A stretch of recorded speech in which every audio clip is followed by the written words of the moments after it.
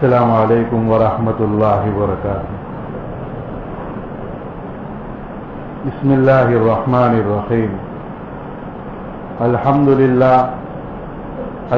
للہ نحمده ونستعینه ونستغفره ونؤمن به ونتوکل علیہ ونعوذ باللہ من شرور انفسنا ومن سیئات اعمالنا من يهده الله فلا مضل له ومن يضلله فلا هادي له ونشهد أن لا إله إلا الله وحده لا شريك له ونشهد أن سيدنا وسندنا ومولانا محمد وبارك وسلم تسليما كثيرا كثيرا أما بعد اعوذ باللہ من الشیطان الرجیم بسم اللہ الرحمن الرحیم ولا تقولوا لمن يقتل في سبيل الله اموات بل احیاء ولكن لا تشعرون صدق اللہ العظیم۔ قابل قدر احترام بھائی اور بزرگوں، آج بڑا مبارک دن ہے، 10 محرم کا دن کہا جاتا ہے آج، جو نبی کریم صلی اللہ تعالی علیہ وسلم نے اس دن روزہ رکھنے کی ہمیں تلقین کی ہے۔ بارہا ہم اس کو سن چکے ہیں۔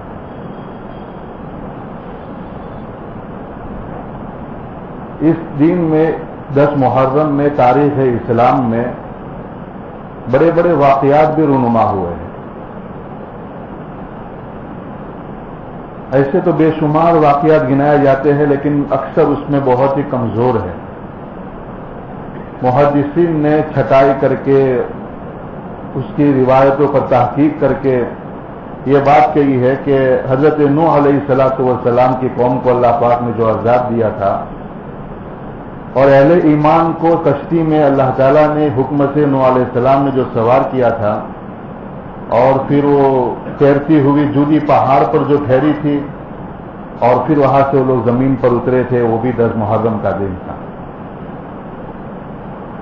اسی طرح حضرت موسیٰ علیہ السلام اللہ کے دین کا پیغام فرعون کے مقابلے پر سناتے تھے، اور اللہ کے دین کی دعوت کو لے کر اٹھے تھے تو فرعون ان پر جو ظلم کرتا تھا، اللہ تعالیٰ نے جب ظالم کو گرفت کرنے کی اللہ تعالیٰ نے فیصلہ کیا اور اس کو سمندر میں جو غرق کیا، وہ بھی 10 محرم کا دن تھا۔ یہ بڑی کئی روایتوں میں یہ بات آتی ہے، لیکن اس کی جو فضیلت ہے 10 محرم کی، یہ روز اول سے ہمارے نبی کریم صلی اللہ علیہ وسلم نے پہلے دن سے اس کے بارے میں بتلایا تھا، لیکن بہت ہی شاطر دماغوں نے جان بوجھ کر امت مسلمہ میں انتشار پھیلانے کے لیے کچھ من گھڑت چیزیں چلا دیے۔ ان تمام چیزوں کو، فضائل کو پیچھے ڈال کر صرف ایک ہی واقعہ سارا چیزوں پر غالب ہو گیا، وہ ہے واقعہ کربلا، جس میں حضرت حسین رضی اللہ تعالیٰ عنہ نے اپنی جان پیش کر دی، اور اس میں بڑے مغالطے ہیں، بری طرح امت مسلمہ میں کنفیوژن پھیلا دیا گیا ہے۔ بہت سے ہمارے نوجوان ساتھی ملتے اور پوچھتے ہیں تو سمجھ نہیں پاتے کہ کیا ہے حقیقت، اس واقعے میں ہوا تھا کیا۔ دونوں طرف صحابہ تھے۔ تو میرے عزیز اور میرے بھائی، مختصر بات یہ ہے کہ ہمارے نبی کریم صلی اللہ تعالی علیہ وسلم دنیا میں انسانوں کے لیے رحمت بن کر آئے، تو زندگی کے ہر شعبے میں نبی کریم صلی اللہ علیہ وسلم نے اصلاحات کی، لوگوں کے عقیدے ٹھیک کیے، لوگوں کو عبادت کرنے کا طریقہ ٹھیک کیا، لوگوں کو اچھے اخلاق سکھلائے۔ اخلاق کس کو کہتے ہیں؟ لوگوں کے معاملات کیسے کرنے چاہیے وہ سکھلائے، انسانوں کی معاشرت ٹھیک کی، اور ساتھ ساتھ میں اللہ کے رسول صلی اللہ تعالی علیہ وسلم نے انسانوں کے حکم پر حکومت کرنے والے حکمرانوں کی بھی اصلاح کی۔ کہ آپ لوگ کا طرز حکومت کیا رہے گا، کس طرح کی اسلامی حکومت ہونی چاہیے. یہ بھی اللہ کے رسول صلی اللہ علیہ وسلم نے اصلاحات کی. تو نبی کریم صلی اللہ علیہ وسلم نے جب اسلامی انقلاب برپا ہو رہا تھا اور برپا کر دیا مدینے میں جانے کے بعد، تو اس انقلاب کے ذریعے سب سے زیادہ جس قوم کو نقصان ہوا تھا وہ کون تھی؟ اس لیے کہ جب کوئی انقلاب آتا ہے، سامنے والے جو لوگ تہذیب والے لوگ ہوتے ہیں تو اس انقلاب سے لڑتے ہیں. جیسا کہ اللہ کے رسول صلی اللہ علیہ وسلم کے سامنے مشرکین کفار مکہ والے لڑتے رہے، مزاحمت کرتے رہے، جو کچھ بھی ہو سکتا تھا اللہ کے رسول کے ساتھ انہوں نے کیا. لیکن اللہ تعالیٰ نے ہمارے نبی کی حفاظت فرمائی. مدینے میں آئے، مدینے میں اللہ کے رسول صلی اللہ علیہ وسلم نے بڑی کمال حکمت عملی کے ساتھ اسلامی ریاست کی بنیاد ڈالی اور بہت ہی حکمت کے ساتھ اسلامی ریاست کو تعمیر کرنے کا کام حضور نے شروع کیا. اس کے بعد غزوہ بدر ہوا، غزوہ احد ہوا اور خندق میں آ کر مشرکین کا زور ٹوٹ گیا. اور پھر حضور صلی اللہ تعالی علیہ وسلم نے فرما دیا کہ اب مشرکین میری قوم کفار مکہ میرے مقابلے پر نہیں آئیں گے. عسکری اعتبار تو ٹوٹ چکے تھے. اور پھر سامنے تھے مدینہ منورہ میں یہ نصارا اور یہود، جنہوں نے اپنے پنجے گھاڑ رکھے تھے وہاں پر. تمام قبائلی لوگوں کو اور مدینہ میں بسنے والے لوگوں کو سودی نظام کے ذریعے غلام بنا رکھا تھا. کمال حکمت عملی کے ذریعے اللہ کے رسول نے معاہدے کرا دیے مشرکین سے اور یہاں پر یہود و نصارا سے عہد و پیمان کرا دیا تاکہ داخلی طور پر امن ہو جائے. اب اس وقت یہود اس آنے والے انقلاب کے مقابلے پر کھڑے تو نہیں ہو سکتے تھے. انہوں نے وقتی طور پر دباؤ میں آ کر ان کے ساتھ معاہدہ کر دیا کہ آپ کا دشمن ہمارا دشمن، ہمارا دشمن آپ کا دشمن، آپ کا دوست ہمارا دوست، ہمارا دوست آپ کا دوست. ہمارے مدینے کی ریاست کو کوئی نقصان پہنچانے کی کوشش کرے گا، ہم سب مل کر اس کا مقابلہ کریں گے. لیکن تاریخ گواہ ہے، سیرت میں واقعات بھرے پڑے ہیں کہ ہمارے نبی کریم صلی اللہ علیہ وسلم کے ساتھ یہودیوں نے کیا کیا. اب اسلامی انقلاب آ گیا. اللہ کے رسول صلی اللہ علیہ وسلم نے 10 سال میں مدینہ کی ریاست میں تمام امور کو ترتیب دے دی اور اپنے ماتحت رہنے والے صحابوں کی بھرپور تربیت کر دی اور طرز حکومت بتا دیا کہ اب اسلام میں بادشاہت کا کوئی تصور نہیں ہے. خلافت رہے گی اور اس کے ساتھ شورائے نظام رہے گا. خلیفہ اپنے حکم کو نافذ کرنے سے پہلے اپنی بات کو شورا میں رکھے گا کہ میں یہ حکم اور آرڈیننس نافذ کرنا چاہتا ہوں، آپ بتاؤ اس میں کیا رائے. سارے شورا کے لوگ اس پر متفق ہوتے تھے، پھر اس حکم کو نافذ کیا جاتا تھا. اس کی شروعات ہوئی ابوبکر صدیق رضی اللہ تعالیٰ عنہ سے. ابوبکر صدیق رضی اللہ تعالیٰ عنہ کو جب خلیفہ بنایا گیا اور اللہ کے رسول صلی اللہ علیہ وسلم دنیا سے رخصت ہو گئے تو وہ جو مشرکین مکہ دب گئے تھے اور کچھ عرب قبائلی دب گئے تھے، اللہ کے رسول صلی اللہ علیہ وسلم کے مقابلے پر انہوں نے سر اٹھایا. ہمیشہ انقلابیوں کے سامنے والے جو لوگ ہوتے ہیں وہ موقع کی تلاش میں رہتے ہیں کہ ہمیں موقع ملے تو ہم اسے نقصان پہنچائیں. تو جیسے ہی اللہ کے رسول صلی اللہ علیہ وسلم دنیا سے تشریف لے گئے انہوں نے سر اٹھایا. کسی نے نبوت کا دعویٰ کر دیا، کسی نے کہا کہ زکات ہم خلافت والے لوگوں کو مدینہ میں نہیں دیں گے، ہم خود اپنے طور پہ ادا کریں گے. یعنی کہا کہ اب سب ختم ہو گیا، اب نئے دن. عجیب و غریب حالات. ابوبکر صدیق رضی اللہ تعالیٰ عنہ نے کمال حکمت عملی کے ساتھ ان عرب سے اٹھنے والے فتنوں کو دبا دیا اور وہ مختصر وقت میں دنیا سے رخصت ہو گئے. اب دور آتا ہے حضرت عمر رضی اللہ تعالیٰ عنہ. حضرت ابوبکر صدیق رضی اللہ عنہ کے زمانے میں عربی ریاست میں، عرب میں، جزیرت العرب میں مکمل کنٹرول تھا، اس لیے کہ یہودیوں کو خیبر سے نکال دیا گیا تھا. اب حضرت عمر رضی اللہ تعالیٰ جب آئے تو اب انقلاب اسلام کا انقلاب بڑھنے لگا اپنی ریاست. عرب جزیرت العرب سے باہر اسلام بڑھا تو دو بڑی بڑی طاقتوں سے مقابلہ تھا جو عمر رضی اللہ تعالیٰ عنہ. ایک رومن ایمپائر عیسائیوں کی حکومت اور ایک ایرانی و فارس کی حکومت. دو دنیا میں دو سپر طاقت تھے اور انہوں نے دنیا کو دو حصوں میں بانٹ دیا تھا. اب اسلام میں انقلاب ان کے دروازوں پر دستک دے رہا ہے. اللہ رب العزت نے حضرت عمر رضی اللہ تعالیٰ کی خلافت میں ان دونوں سپر طاقتوں کو توڑ دیا اور اسلام کا جھنڈا وہاں لہرایا اللہ تعالیٰ نے. اب یہ جو انقلابی جو مقابلہ نہیں کر سکے تھے یہود اور نصارہ، وہ اندر سے بڑے مجبور تھے کہ کب ہمیں موقع ملے گا تو ہم ان کے بدلہ لیں گے اس پر.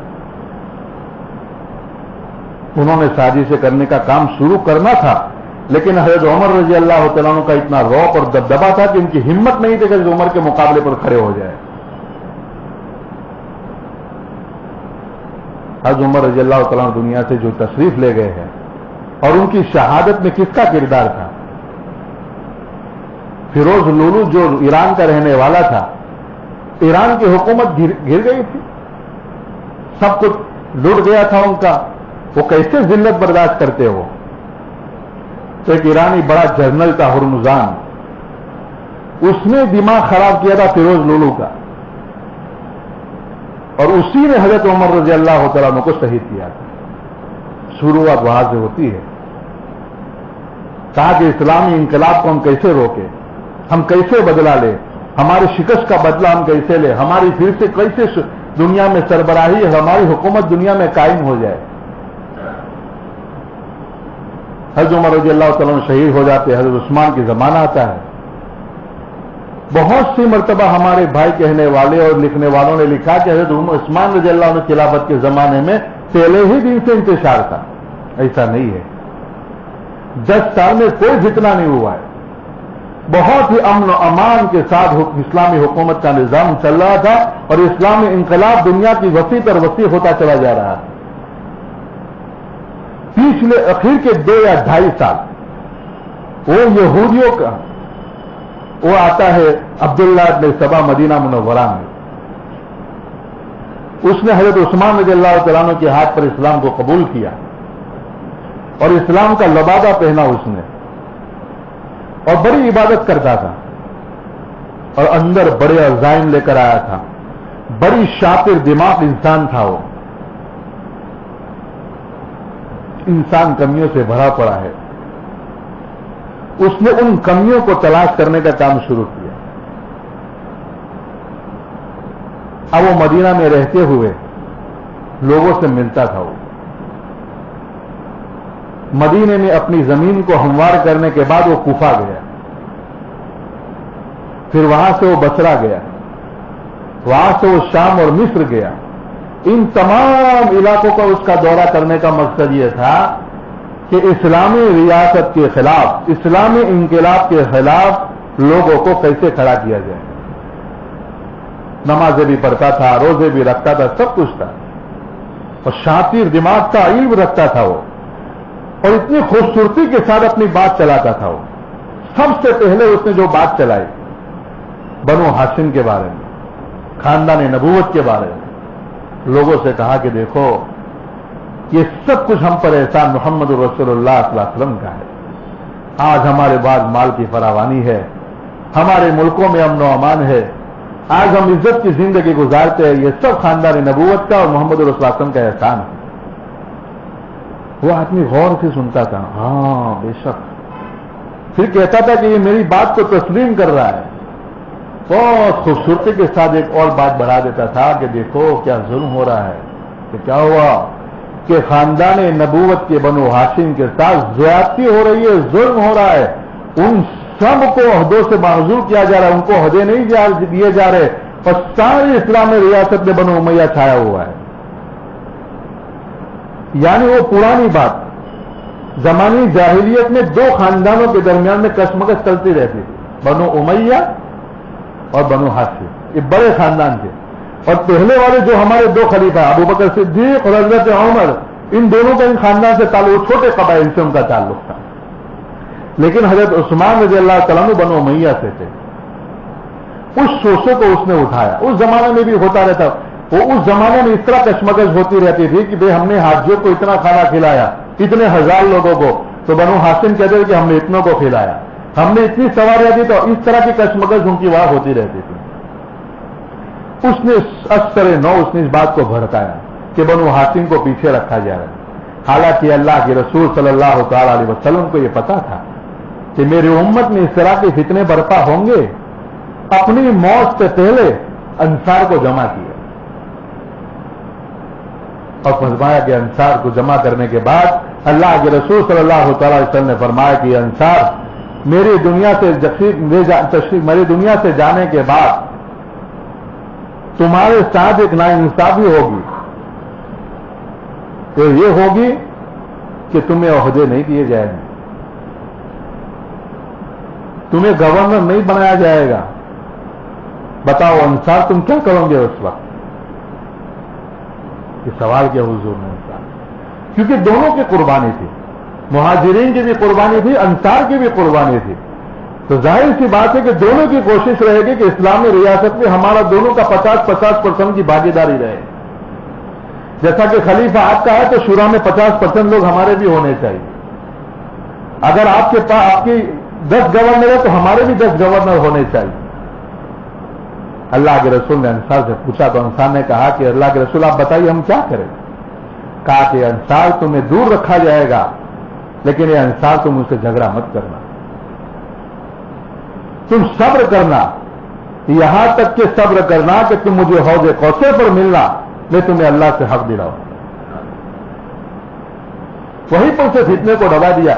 اگر یہ بات انصار سے اللہ کے رسول صلی اللہ علیہ وسلم نے نہ کہی ہوتی، تھوڑی دیر کے لیے آپ سوچو کہ کتنا زبردست امت میں خون خرابہ ہوتا، تھوڑی سی جھڑپ ہو گئی تھی۔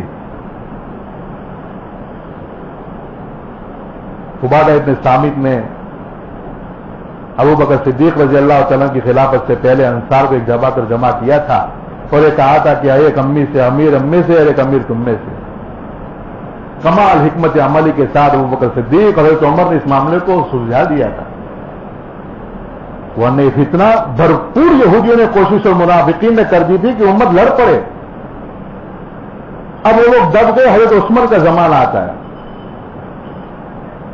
اب اس نے فتنہ پھیلانے کا کام شروع کیا، غلو کرتے اسٹیپ بائی اسٹیپ فتنہ پھیلاتا تھا وہ، یہاں تک کہ اس نے یہ بات کہہ دی، بنو ہاشم جو بات شروع کی، پھر ایک بات حضرت علی پر بھی لے آیا، کہا کہ علی کے پاس تو ایسی ایسی کرامتیں ہیں کہ جو انسان کی قدرت سے باہر کی چیز ہے،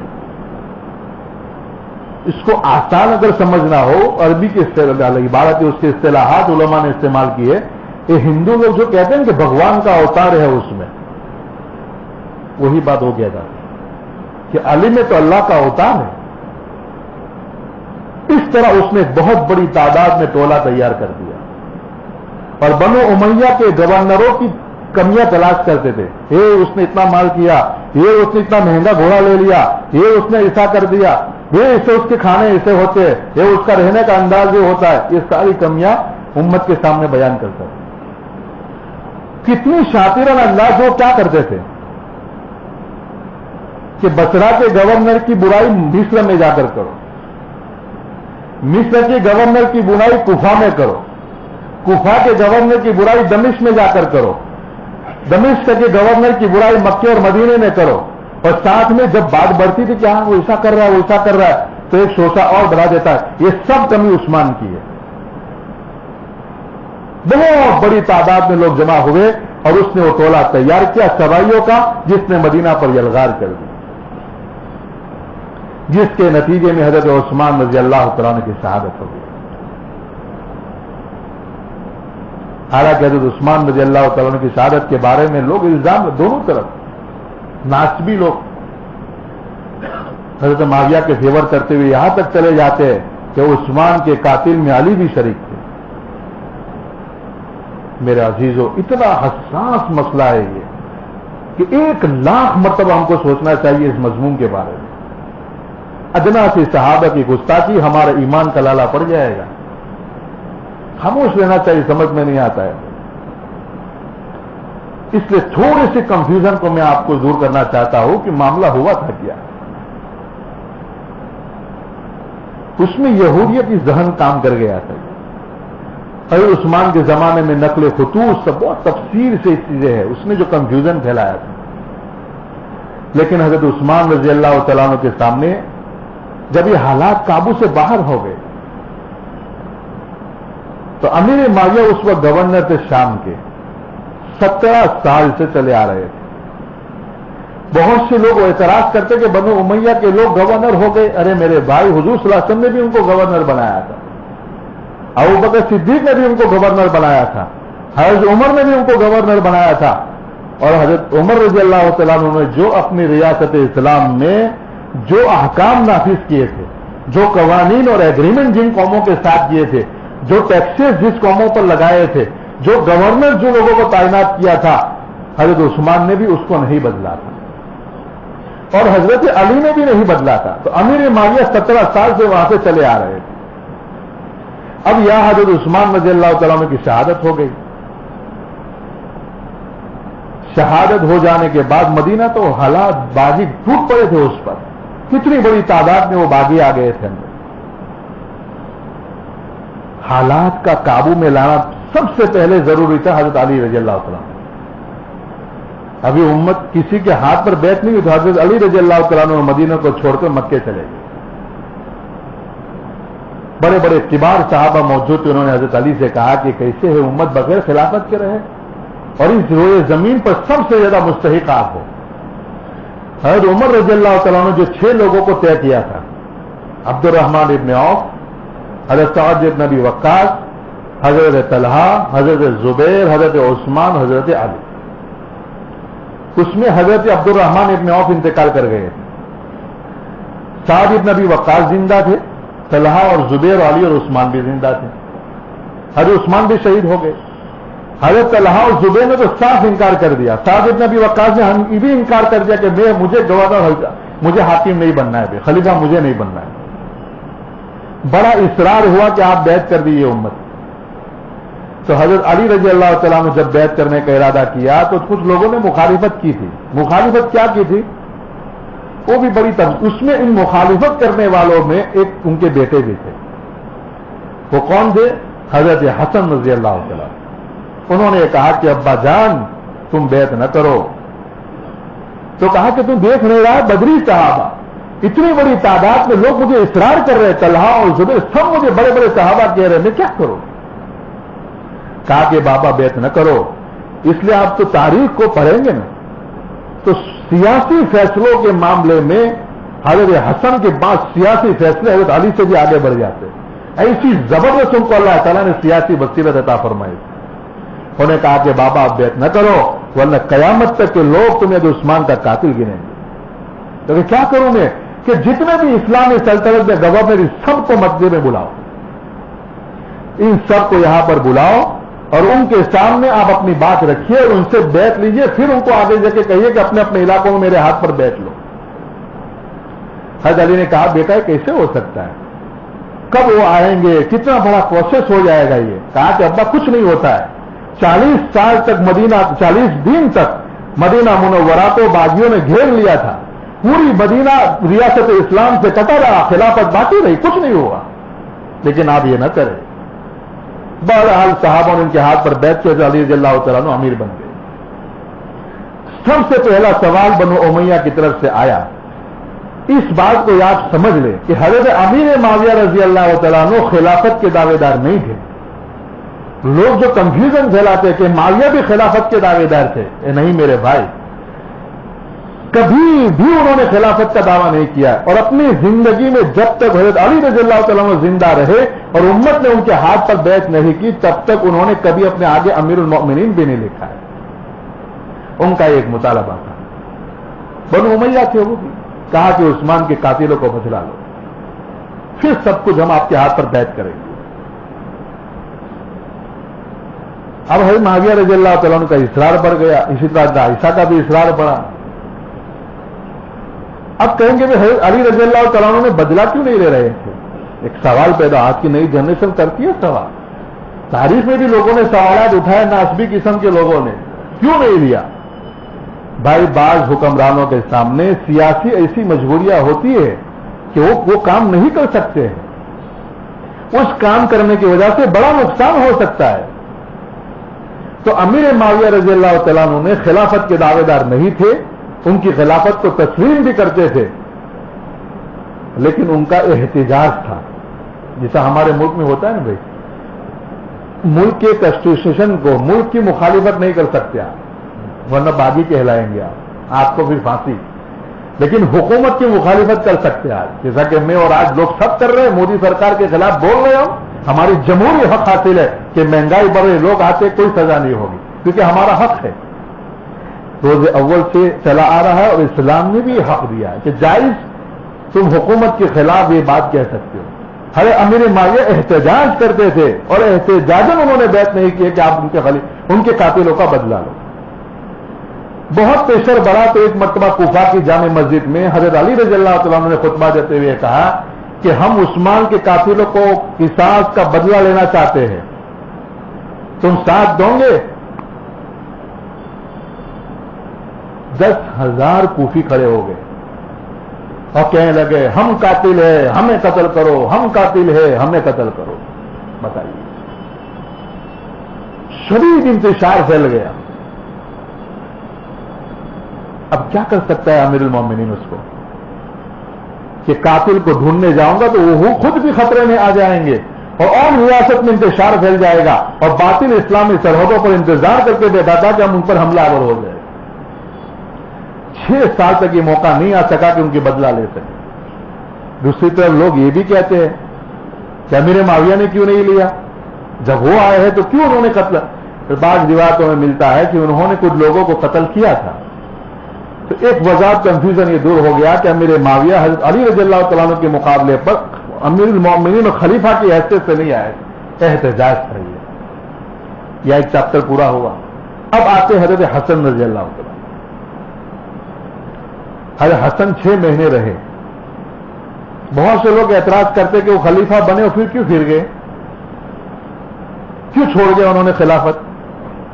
بڑا تدبر تھا ان کے پاس سیاسی، اور ان کے ساتھ پوری امت تھی، کیونکہ خاندان نبوت کے چشم و چراغ تھے. اور اللہ کے رسول صلی اللہ علیہ وسلم نے فرمایا تھا میرا بیٹا حسن تو سردار ہے اور اس کے ذریعے میری امت میں 2 بڑے گروہ میں صلح ہوگی. یہ بشارت کیوں کے لیے انہوں نے لوگوں سے بیعت کی. اور کیا بیعت کرتے تھے؟ بیعت میں وہ الفاظ کہلاتے تھے کہ تم یہ کہو کہ ہم تمہاری ہر بات مانیں گے، تم جس سے کہو گے اس سے ہم لڑیں گے، جس سے تم ہمیں لڑنے سے روکو گے ہم رک جائیں گے. کوفیوں نے، بصرہ والوں نے، سب نے ان سے ہاتھ پر بیعت کر دی. امیر معاویہ رضی اللہ تعالیٰ عنہ کی 6 مہینے تو ان کی فوجوں کو روکے رکھا حضرت حسن کے مقابلے پر. دونوں طرف کشمکش چلتی رہی. حضرت حسن رضی اللہ تعالیٰ عنہ نے کہا کہ امت میں جنگ جمل، جنگ صفین، حضرت علی اور حضرت معاویہ اور حضرت عائشہ اور حضرت طلحہ اور زبیر کے درمیان میں جو جنگیں ہوئی تھی، 1 لاکھ سے زیادہ صحابہ کرام شہید ہوئے تھے. میں نہیں چاہتا کہ امت میں دوبارہ اسی خون خرابی ہو. انہوں نے امیر معاویہ رضی اللہ تعالیٰ عنہ کے ہاتھ پر بیعت کری. ان کے ہاتھ پر جو بیعت تھی، اب ان کی بیعت کرنے کی وجہ سے سارے لوگ حضرت امیر معاویہ کے تحت آ جائیں گے. یہ کیوں انہوں نے ایسا کیا کہ امت میں دوبارہ انتشار نہ ہو اور انتشار نہ پھیلے ہو. انتشار کو ختم کرنا چاہتے تھے وہ، کہا کہ ایک امیر کی طرح پوری امت آ جائے. اس کا فائدہ کیا ہو؟ کیونکہ حضرت امیر معاویہ بہت زبردست سیاسی تدبر رکھتے تھے اور اس کے نتیجہ امت کے سامنے آیا اور تاریخ گواہ ہے کہ امیر معاویہ کے آنے کے بعد حسن رضی اللہ تعالیٰ کے ہاتھ پر بیعت کی. کوفے والوں نے حضرت حسن کے ساتھ بدتمیزی کا معاملہ کیا اور بعض تاریخ میں لکھا گیا کہ ان کو زہر دیا گیا تھا، بعض کہتے کہ تبھی موت ہوئی تھی. لیکن 20 سال تک امیر معاویہ کی حکومت کے زمانے میں کسی شرپسند کی ہمت نہیں کہ اپنا سر اٹھائے. مکمل پورے عالم اسلام میں امن چھا گیا. اور حضرت حسن نے اور حسین نے سب نے ان کے ہاتھ پر بیعت کر دی تھی اور ایک پلین کاغذ حضرت امیر معاویہ نے ان کو دے دیا تھا کہ شہزادوں آپ ہمارے سر کے تارے ہو، لکھ دو تمہیں جو لکھنا ہو. انہوں نے لکھا ہم اتنے لاکھ ریال لیں گے، ہمیں ہمارے بھائی کو اتنا دیا جائے، ہمارے اتنے رشتہ داروں کو جتنا جو چاہے لکھ دو، ہم تمام مطالبات کو قبول کرتے اور بڑا احترام کرتے تھے.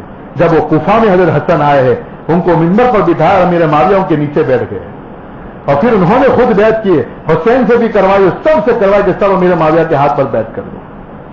پھر امت میں امن و امان قائم رہا. حضرت معاویہ بوڑھے ہو گئے. پھر ان کو یہ خیال ستانے لگا کہ اب میں تو بوڑھا ہو رہا ہوں، دنیا سے جانے کا وقت قریب آ گیا ہے. اور ان کو ایسا آثار نظر آ رہے تھے کہ میں اگر کسی کو خلیفہ نامزد نہیں کروں گا تو پھر سے امت میں دوبارہ وہ فتنہ کھڑا ہوگا جو آج سے 20 سال پہلے ہوا تھا. وہ اپنی بات میں مخلص تھے، لیکن وہ اظہار ابھی کسی کے سامنے نہیں کیا تھا. وہ سب سے پہلے یزید کو خلیفہ بنانے کی رائے دینے والے مغیرہ ابن شعبہ تھے، جو حضرت علی کے حامی تھے. پوری خلافت 6 سال حضرت امیر معاویہ کا حضرت علی کے ساتھ رہے ہو. انہوں نے عالم اسلام کے حالات کو سامنے رکھتے ہوئے حضرت معاویہ سے کہا کہ تم اپنی زندگی میں یزید کو نامزد کر دو. تو حضرت معاویہ کے دل میں تو یہ تھا، کیونکہ بہت غور سے جائزہ لے رہے تھے کہ اگر میں یہ بنو امیہ میں سے کسی کو بناتا ہوں تو بنو ہاشم اور امت قبول نہیں کرے گی، اور بنو امیہ کے لوگ بھی آپس میں لڑ پڑیں گے. اگر بنو ہاشم میں سے میں کسی کو اگر خلیفہ نامزد کر دوں گا تو بنو امیہ بھی کھڑ جائیں گے اور اسلامی ریاست کے ٹکڑے ٹکڑے ہو جانے ہیں. میں کروں تو کیا کروں؟ مغیرہ ابن شعبہ اور کچھ لوگوں نے رائے دی. انہوں نے شورا کے سامنے بات رکھی کہ میں یزید کو نامزد کرنا چاہتا ہوں اور مجھے امید ہے کہ اس پر بنو امیہ کے لوگ سب متفق ہو جائیں گے.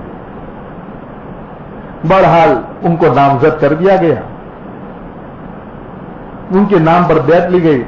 ان کے زمانے میں بڑے کچھ لوگوں نے ان کے ہاتھ پر بیعت نہیں کی، تو کہا کہ میسی ہمارے نانا حضرت حسن حسین کا کیا مسئلہ تھا؟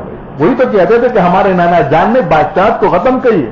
انہوں نے جو انسانیت کے درمیان میں اصلاحات کی ہے، سود کو ختم کیا، لوگوں کے اخلاق ٹھیک کیے، عقائد ٹھیک کیے، معاملات ٹھیک کیے، عبادت کے طریقے سکھلائے. اسی طرح سیاسی اور بادشاہت کو بھی ختم کیا ہے اور اس سے نظام حکومت کو متعارف کرایا ہے جس میں خلافت اور شورای نظام ہوگا. یہ کیا ہوا کہ باپ کے بعد بیٹا؟ ہم یزید کے ہاتھ پر بیعت نہیں کریں گے. عبداللہ ابن عباس نے بھی نہیں کی، عبداللہ ابن عمر نے بھی نہیں کی. لیکن جب امیر معاویہ دنیا سے چلے گئے، یزید کا پریشر بڑھا، تو عبداللہ ابن عباس نے بھی، عبداللہ ابن عمر نے بھی بیعت کر دی. اس چیز کو سامنے رکھ کر کے انتشار پھیلے گا خامخواہ. چھوڑو یار کراہت کے ساتھ، امت کا خون تو بچ جائے گا نا. لیکن عبداللہ ابن زبیر نے نہیں کی، حضرت حسین نے بھی نہیں کی کہ ہم اس کو ہاتھ پر بیعت نہیں کریں گے. تو حضرت حسین جو نکلے تھے ان پر ایک اعتراض کیا جاتا ہے ایک حدیث کا سہارا لے کر. اللہ کے رسول صلی اللہ علیہ وسلم کی حدیث ہے کہ ایک اسلامی حکومت غالب اکثریت مومن مسلمانوں کی بیعت پر چل رہی ہو اور اس کی مخالفت اگر کوئی مسلمان کرے تو اس کو قتل کر دے. اس لیے بعض لوگوں نے الزام لگایا ہے کہ حسین قتل ہو گئے اپنے نانا کی تلوار سے، ایسا الزام لگاتے ہیں اس حدیث کا سہارا لے کر. لیکن یہ بات بھی آپ یاد رکھیں، حضرت حسین رضی اللہ تعالیٰ عنہ امیر بننے کے لیے یزید کے مقابلے پر نہیں آئے تھے. وہ اس سسٹم اور نظام کی مخالفت کرتے تھے. کہا کہ ہمارا نانا نے اور پھر ہمارے 4 خلیفوں نے جو معیار قائم کیا تھا کہ کس کردار کا آدمی ہونا چاہیے خلافت کے لیے، جس کے اخلاقی معیار کیا ہو، جس کے تقوی کے اعلیٰ مقام پر ہو، اخلاق کا پیکر ہو، جس کے زہد اس کی زندگی میں غالب ہو، وہ معیار یزید میں بہت سے گورنروں میں نہیں تھا. وہ اس کے خلاف انہوں نے کچھ کیا کہ نہیں چلے گا اسلامی ریاست میں. یہ کیا ہو گیا؟ ہمارے نانا نے اور صحابوں نے اس لیے قربانی دی تھی کہ اسلام میں دوبارہ بادشاہت کا زور ہو جائے، کبھی نہیں چلے گا. تو ہمارے لیے دونوں کردار سامنے ہیں.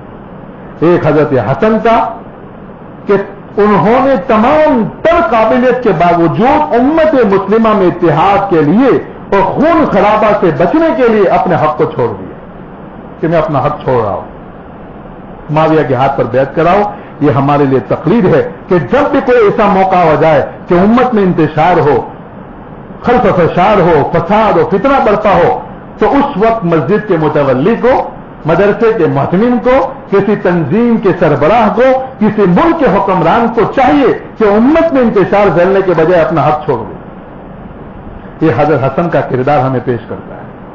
اور حسین کے کردار سے ہمیں کیا ملتا ہے کہ جس کو تم ناحق سمجھو اس کے اصلاح کے لیے تم اس درجے تک چلے جاؤ جو حضرت حسین نے کربلا کے میدان میں اپنی جان کو بھی جھونک دیا تھا. ان کے سامنے کہا گیا تھا، انہوں نے جب یہ کہا کہ مجھے یزید کی طرف جانے تو میں اس سے بات کر لوں گا، انہیں کہا کہ مجھے مکے کی طرف واپس جانے دو یا اسلامی ریاستوں کی طرف مجھے جانے دو، میں اسلامی ریاست میں جہاد کروں گا. تینوں شرطیں ان کی نہیں مانے گئی. انہوں نے کہا کہ تم ہمارے ہاتھ پر یزید کی بیعت کرو تو یہ نہیں کر سکتا. تو کہا کہ پھر جنگ کے لیے تیار ہو جاؤ، کہ تیار ہو، اپنی جان کو پیش کر دیا. وہ المناک اور دردناک واقعہ ہے جو میرے سینے میں بھی ہمت نہیں کہ اس واقعے کو بیان کر دیا جائے. لیکن ہمارے لیے سبق 2 ہے ایک حضرت حسن کا کردار اور ایک حضرت حسین کا کردار کہ جس کو ہم غلط سمجھے اور حق سمجھے ہم اس کے لیے اور اس منکرات کو دور کرنے کے لیے اپنی جان کو بھی اللہ کی راہ میں قربان کر دے. اس لیے کہ شہادت تو بہت بڑی چیز ہے اور ان کی تمنائیں تھی وہ بلکہ مومن نہیں ہے جو اپنی شہادت کی تمنا نہ کرے, اس کو منافق کہا گیا ہے. اسلام ہمارے نبی کریم صلی اللہ علیہ وسلم کی حدیث ہے کہ ہر مومن کے دل میں تمنا ہونی چاہیے کہ میں اپنی جان کو اللہ کے راہ میں قربان کر دوں. تو حضرت حسین کی تو زندگی کا مقصد یہ تھا. ان کی پوری زندگی آپ دیکھو, ابو بکر عمر کے زمانے میں تو بچے تھے, حضرت عثمان کے زمانے میں جوان ہو گئے تھے, کئی غزوات میں شریک ہوئے ہو. حضرت امیر معاویہ کے زمانے میں کئی غزوات میں یہاں تک کہ طرابلس یہ لیبیا تک گئے ہو, ترکی تک وہ جہاد کے لیے گئے. جو ترکی میں قسطنطنیہ کی فتح کے لیے امیر معاویہ نے جو فوج بھیجی ہے جس میں اللہ کے رسول صلی اللہ علیہ وسلم نے بشارت سنائی تھی کہ وہ جہاد میں شریک ہونے والے سب کے اللہ تعالیٰ مغفرت کر دے گا. اس جہاد کی کمان کس کے ہاتھ میں تھی؟ جس میں عبداللہ ابن زبیر, عبداللہ ابن عباس, عبداللہ ابن عمر, حضرت حسین, ایوب انصاری, جلیل القدر لوگ شریک تھے. اس فوج کا سربراہ یزید ابن معاویہ تھا, وہ لیڈ کر رہا تھا اس فوج کو.